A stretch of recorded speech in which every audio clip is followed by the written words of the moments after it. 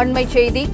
போக்குவரத்து துறையில் தனது மகனுக்கு வேலை வாங்கி தருவதாக கூறி சிவசங்கர் மோசடி செய்துவிட்டதாக ஓய்வு பெற்ற SSI சீனிவாசன் அளித்த புகாரின் அடிப்படையில் அசோக் நகர் காவல் நிலைய போலீசார் விசாரணை மேற்கொண்டு வருகின்றனர்.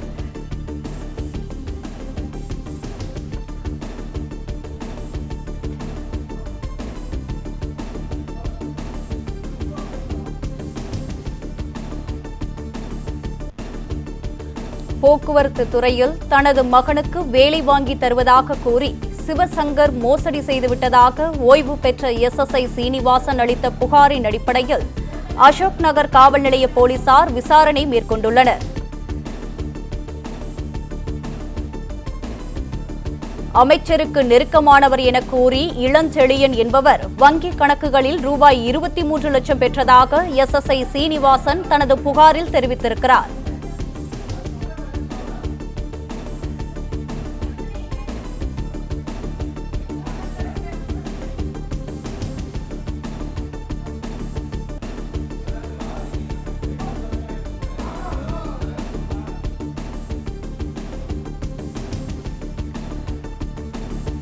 கூடுதல் விவரங்களுடன் இணைகிறார் எமது செய்தியாளர் கதிரவன். கதிரவன், வணக்கம். மேலும் விவரங்கள்.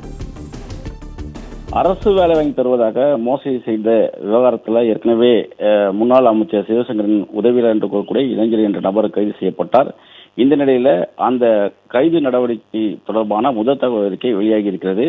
அரசு வேலை வாங்கி தருவதாக 23 லட்சம் ஏமாற்றிய விவகாரத்தில் முன்னாள் அமைச்சர் சிவசங்கரன் உதவியாளர் என்று கூறக்கூடிய நபர் சிவசங்கரிடம் அழைத்து சென்று அவரிடம் நேரடியாக பணம் பெற்றது ஒப்புக்கொண்டதாகவும் அது குறித்தான தகவல்களை முதல் தகவல் அறிக்கையில் பதியப்பட்டிருக்குது. குறிப்பாக பாதிக்கப்பட்ட நபர் ஓய்வு பெற்ற காவல்துறை சார்பு உதவியாளர் சீனிவாசன் என்பவர் தலைமை செயலகத்தில் அமைச்சரை நேரடியாக சந்தித்ததாகவும் நீங்கள் கொடுத்த பணம் வந்து சேர்ந்துவிட்டது என அமைச்சர் கூறி வேலை வாங்கி தருவதாக நம்பிக்கை தெரிவித்ததாகவும் வாக்குறுதி அளித்ததாகவும் பின்னர் அதை ஏமாற்றியதாகவும் அந்த புகாரில் குறிப்பிட்டிருக்கிறார். அது முதல் தகவலில் பதிவு செய்யப்பட்டிருக்கிறது. பலமுறை முன்னாள் அமைச்சர் சிவசங்கர் செல்போன் மூலம் பேசி நம்பிக்கை ஏற்படுத்தியதாகவும் தெரிவித்திருக்கிறார்.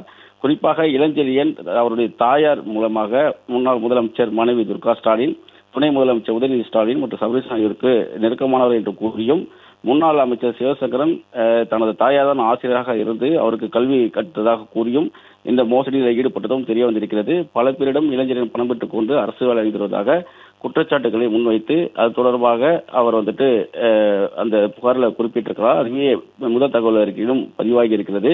இது தொடர்பான ஆடியோ ஆதாரங்கள் உள்ளிட்டவற்றையும் அவர் போலீசாரிடம் சமர்ப்பித்திருக்கிறார். 17 கால் ரெக்கார்டுகள், வங்கி கணக்கு விவரங்கள், கைபேசி உரையாடல்களை ஆதாரமாக அவர் சமர்ப்பித்திருக்கிறார். குறிப்பாக 40 லட்சம் ரூபாய் பணம் கேட்டதாகவும் முதல் தவணையாக 23 லட்சம் உடனடியாக வழங்குமுறை கூறி அந்த பணத்தை பெற்றுக் கொண்டதாகவும் தெரிவித்திருக்கிறார். தமிழ்நாடு மின் வாரியம், அரசு போக்குவரத்து கழகம், ஆவின் போன்ற அரசு துறைகளில் அவருடைய மகளுக்கு வேலை வாங்கி தருவதாக உறுதியளித்ததாகவும் அதற்காக இந்த பணங்களை பெற்றுக் கொடுத்ததாகவும் தெரிவிக்கப்பட்டிருக்கிறது. 2023 ஆகஸ்ட் மாதம் இளைஞரின் அறிவாலயத்தில் அறிமுகமானதாகவும் அதன் பின்னர் அங்கு இருக்கக்கூடிய நபரிடம் சகஜமாக பேசுவதை தனக்கு சாதகமாக்கி கொண்டு அவர் தான் நெருக்கமாக இருப்பது போல கூறிக்கொண்டு இந்த மாதிரி பணத்தை அவர் பெற்றதாகவும் அந்த புகாரில் தெரிவிக்கப்பட்டிருக்கிறது. ரொக்கமாகவும் காசோலையாகவும் வங்கி பரிவர்த்தனை மூலமாகவும் பணத்தை கொடுத்ததாகவும் அதனால் இளஞ்செழியன் மற்றும் தாயார் திலகவதி, அமைச்சர் சிவசங்கர் உள்ளிட்டோருக்கு, முன்னாள் அமைச்சர் சிவசங்கர் உள்ளிட்டோருக்கு இது தொடர்பு இருப்பதாகவும் அதன் அடிப்படையில் இவர்கள் மீதும் நடவடிக்கை எடுக்கப்பட வேண்டும் என்றும் அந்த புகாரில் குறிப்பிட்டிருக்கிறார். அதுவே முதல் தகவல் அறிக்கையில் பதிவாகி இருக்கிறது. தற்போது அது தொடர்பாக போலீசார் விசாரணை நடத்தி இளைஞரிடம் மட்டும் கடந்த 24ஆம் தேதி கைது செய்திருக்கிறார்கள். மற்றவர்கள் குறித்து விசாரணை நடத்தப்பட்டு வருவதாகவும் தெரிவிக்கப்பட்டிருக்கிறது.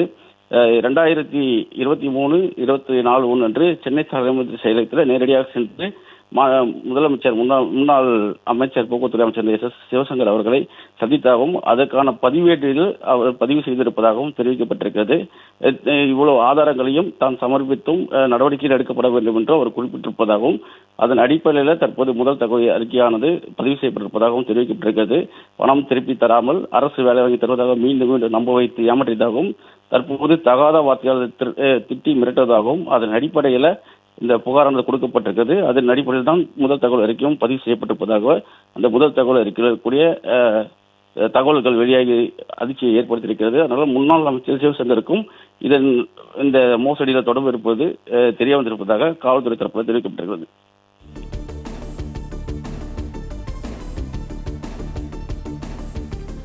விவரங்களுக்கு நன்றி கதிரவன்.